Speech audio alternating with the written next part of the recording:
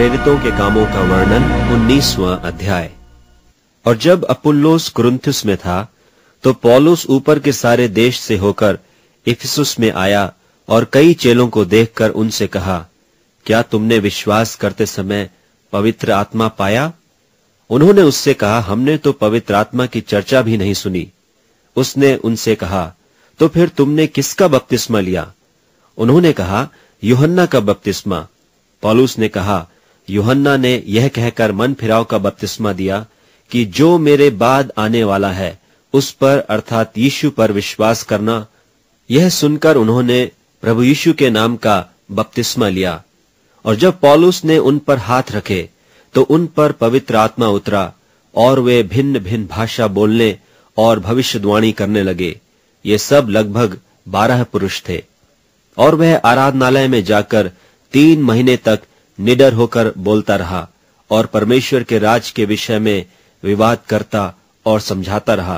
परंतु जब कितनों ने कठोर होकर उसकी नहीं मानी, वरन लोगों के सामने इस मार्ग को बुरा कहने लगे, तो उसने उनको छोड़कर चेलों को अलग कर लिया और प्रतिदिन तुरन्नुस की पाठशाला में विवाद किया करता था।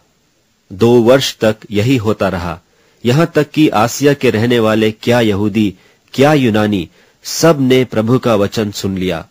और परमेश्वर पौलुस के हाथों से सामर्थ के अनोखे काम दिखाता था, यहां तक कि रूमाल और अंगोछे उसकी देह से छुलवाकर बीमारों पर डालते थे और उनकी बीमारियां जाती रहती थीं और दुष्टात्माएं उनमें से निकल जाया करती थीं।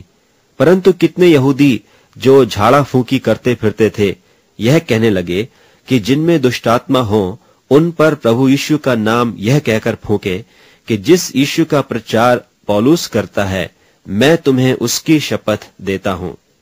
और स्किवा नाम के एक यहूदी महायाजक के 7 पुत्र थे जो ऐसा ही करते थे।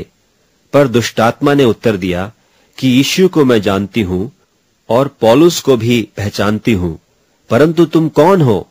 और उस मनुष्य ने जिसमें दुष्ट आत्मा थी उन पर लपक कर और उन्हें वश में लाकर उन पर ऐसा उपद्रव किया कि वे नंगे और घायल होकर उस घर से निकल भागे।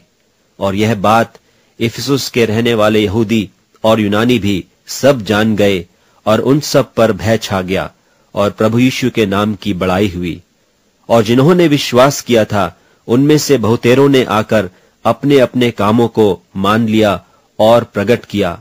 और जादू करने वालों में से बहुतों ने अपनी अपनी पोथियां इकट्ठी करके सबके सामने जला दी।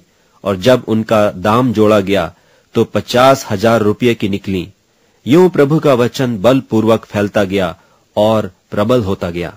जब ये बातें हो चुकी तो पौलुस ने आत्मा में ठाना कि मकिदुनिया और अखाया से होकर यरूशलेम को जाऊं, और कहा कि वहां जाने के बाद मुझे रोमा को भी देखना अवश्य है। सो अपनी सेवा करने वालों में से तीमुथियुस और इरास्तुस को मकिदुनिया में भेजकर आप कुछ दिन आसिया में रह गया। उस समय उस पंथ के विषय में बड़ा हुल्लड़ हुआ, क्योंकि देमेत्रियुस नाम का एक सुनार अर्तिमिस के चांदी के मंदिर बनवाकर कारीगरों को बहुत काम दिलाया करता था।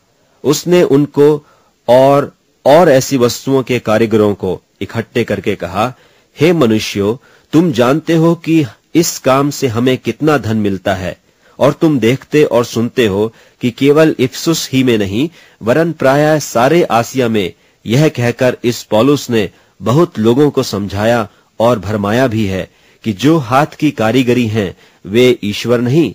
और अब केवल इसी एक बात का ही डर नहीं कि हमारे इस धंधे की प्रतिष्ठा जाती रहेगी, वरन यह कि महान देवी अर्तिमिस का मंदिर तुच्छ समझा जाएगा, और जिसे सारा आसिया और जगत पूजता है उसका महत्व भी जाता रहेगा।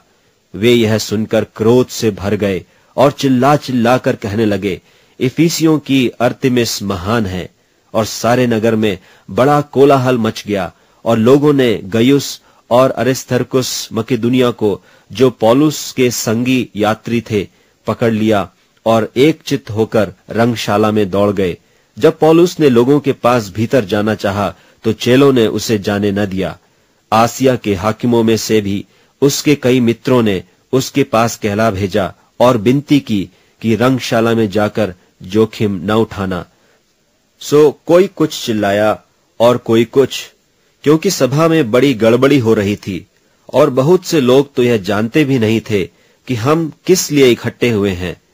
तब उन्होंने सिकंदर को, जिसे यहूदियों ने खड़ा किया था, भीड़ में से आगे बढ़ाया और सिकंदर हाथ से सैन करके लोगों के सामने उत्तर दिया चाहता था। परंतु जब उन्होंने जान लिया कि वह यहूदी है, तो सब के सब एक शब्द से कोई 2 घंटे तक चिल्लाते रहे कि इफिसियों की अर्थमिस महान है। तब नगर के मंत्री ने लोगों को शांत करके कहा, हे इफिसियों, कौन नहीं जानता कि इफिसियों का नगर बड़ी देवी अर्थमिस के मंदिर और ज्यूस की ओर से गिरी हुई मूरत का टहलुआ है। सो जबकि इन बातों का खंडन ही नहीं हो सकता, तो उचित है कि तुम चुपके रहो और बिना सोचे विचारे कुछ न करो, क्योंकि तुम इन मनुष्यों को लाए हो जो न मंदिर के लूटने वाले हैं और न हमारी देवी के निंदक हैं। यदि देमेत्रियुस और उसके साथी कारीगरों को किसी से विवाद हो, तो कचहरी खुली है और हाकिम भी हैं, वे एक दूसरे पर नालिश करें।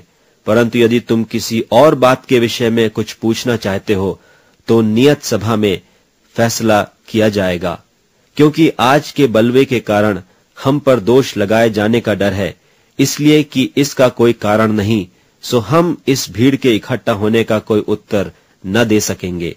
और यह कह के उसने सभा को विदा किया।